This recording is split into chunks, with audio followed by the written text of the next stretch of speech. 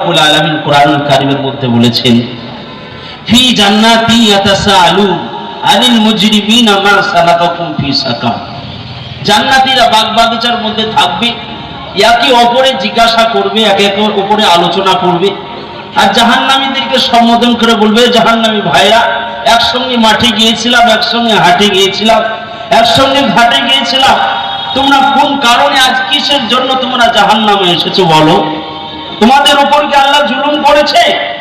বলবে, না ভাই, আমাদের উপর আল্লাহ জুলুম করেনি, আমাদের 4টি বদ অভ্যাসের কারণে আজ আমরা জাহান্নামে এসেছি। কয়টি? 4টি বদ অভ্যাসের কারণে।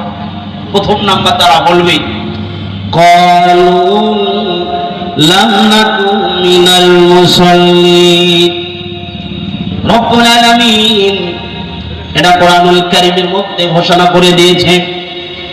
ওই জান্নাতি ভাইদেরকে সম্বোধন করে বলবে, ও জান্নাতি ভাইরা, আমি 4টি বদ অভ্যাসের কারণে আজ আমরা জাহান্নামে এসেছি। এক নম্বর বদ অভ্যাস হলো ক্বালু লাম নাকু মিনাল মুসাল্লিন। আমরা দিনের বেলাতে এবং রাতের বেলাতে যখনই মসজিদে আযান হতো, তোমরা আযান শুনে সঙ্গে সঙ্গে মসজিদে চলে যেতা, কিন্তু আমরা নামাজ পড়তে যেতাম না, আমরা মুসল্লি ছিলাম না। এই কারণে আজ আমরা জাহান্নামে এসেছি। দ্বিতীয় নম্বর তারা বলবে, তোলো ওয়ালাম নাকু মুতিয়ামুল মিসকিন।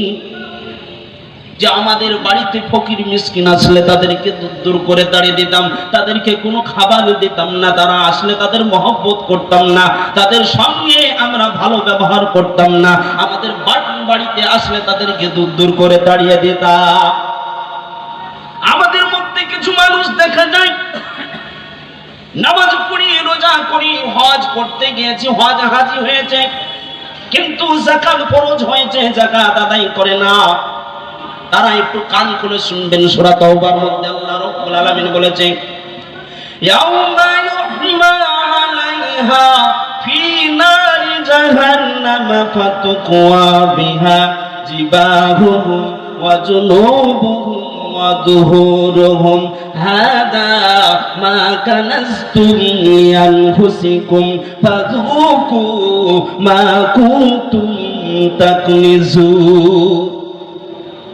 যারা যাকাত আদায় করবে না, মালকে গচ্ছিত করে রাখবে, কাল কিয়ামতের দিন আল্লাহ রাব্বুল আলামিন ওই মালটাকে নিয়ে জাহান্নামে উত্তপ্ত করবে, আর ডান পাজরে ছাকা দিবার বলবে, নাও তোমার মালের স্বাদ তুমি গ্রহণ করো। বাম পাজরে ছাকা দেওয়া হবে, বলে তোমার মালের তুমি স্বাদ গ্রহণ করো। পেছনের দিকে ছাকা মারা হবে, মালের তুমি স্বাদ গ্রহণ করো। যারা যাকাত আদায় করবে না, কৃপণতা করে মাল গচ্ছিত করে রাখবে, তাদের জন্য এই অবস্থা হবে।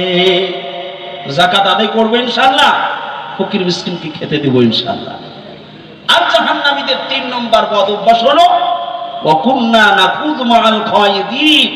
তারা গীবত করত, এবং যারা গীবত করত তাদের সঙ্গেই থাকতো। আজ আমাদের মধ্যে এত গীবত হয়ে যায়, চায়ের দোকানে বসলে আমরা একে অপরে গীবত করতে শুরু করি। কিন্তু আল্লাহ রাসূল বলেছেন, গীবত আশাদ্দু মিনাজ জিনা। গীবত এত বড় জঘন্যতম গুনাহ যে আপনার জিনা তো জঘন্যতম গুনাহ, তার চেয়ে নিকৃষ্টতম গুনাহ হলো এই গীবত। গীবত থেকে বাঁচা লাগবে, গীবত করা যাবে না। গীবত করতে করতে এক পর্যায়ে আলেম উলামাদেরকে নিয়েও গীবত করতে শুরু করে, ওরা কালেকশন করে খেয়ে নেয়, ওরা কি যে করে তা বুঝতে পারি না। অনেক গীবত করা যাবে না, গীবত থেকে বেঁচে থাকতে হবে। গীবত যদি করেন আলেম উলামাদের বিরুদ্ধে কথা বলে, আপনার সমস্ত আমল শেষ হয়ে যাবে। আল্লাহ রাসূল বলেছে, কুন আলিমান আও মুতাআল্লিমান আও মুসতামিআন আও মুহিব্বান লাহুমা। তুমি যদি পারো হাফেজ, মাওলানা, মুফতি, আলিম হও, কুন আলিমান আও মুতাআল্লিমান, তালবে ইলম হয়ে যাও, আও মুসতামিআন, হাফেজকারী, মাওলানা, মুফতি, তালবে ইলম হতে পারোনি, এদের কথাগুলোকে মেনে নাও। আও মুহিব্বান লাহুমা, এদের সঙ্গে মহব্বত ভালোবাসা করো, তোমরা বেঁচে যাবা। আর যদি তোমরা 5 নম্বর ব্যক্তি ছেড়ে যাও, ওয়ালা তাকুন খামিসা ফাতাহলি, যে এদের পিছনে যদি লেগে যাও, অনিবার্য তুমি ধ্বংস হবা, কেউ ঠেকাতে পারবে না। বলছি আমার ভাইরা, মাথায় রাখতে হবে।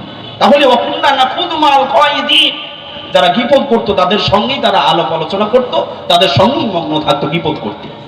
আর 4 নম্বর বদ অভ্যাস হলো অকুন্না নুকাদ্দিমু বিয়াউমিদ্দিন। তারা ভাবতো যে আমরা মরে যাব, পচে যাব, শেষ হয়ে যাব, আল্লাহ আর আমাদেরকে কোনোদিন খুঁজে পাবে না। আফসোসের বিষয়, আমাদের মুসলমানের মধ্যে কিছু এরকম আকীদার মানুষ আছে যারা কিয়ামতের দিনের উপর বিশ্বাস করবে না, সে কোনোদিন জান্নাতে যাবে না। কেননা ঈমানের শাখা, ঈমান আনতে হলে এই আখিরাতের উপর বিশ্বাস করতে হবে, ইয়াউমিল আখিরি, এই আখিরাতের উপর বিশ্বাস করতে হবে, নচেত কিন্তু আমরা প্রত্যেকটা ব্যক্তি ক্ষতিগ্রস্তর মধ্যে পড়ে যাব। তাহলে আমরা এই 4টি বদ অভ্যাস থেকে বাঁচবো ইনশাআল্লাহ।